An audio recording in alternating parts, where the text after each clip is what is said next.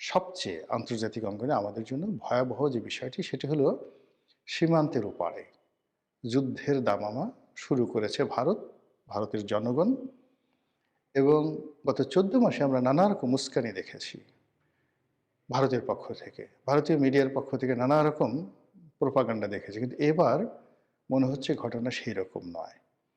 এবার মনে হচ্ছে যে ভারত সত্যিকার অর্থেই একটা টলটলায়মান অবস্থায় আছে।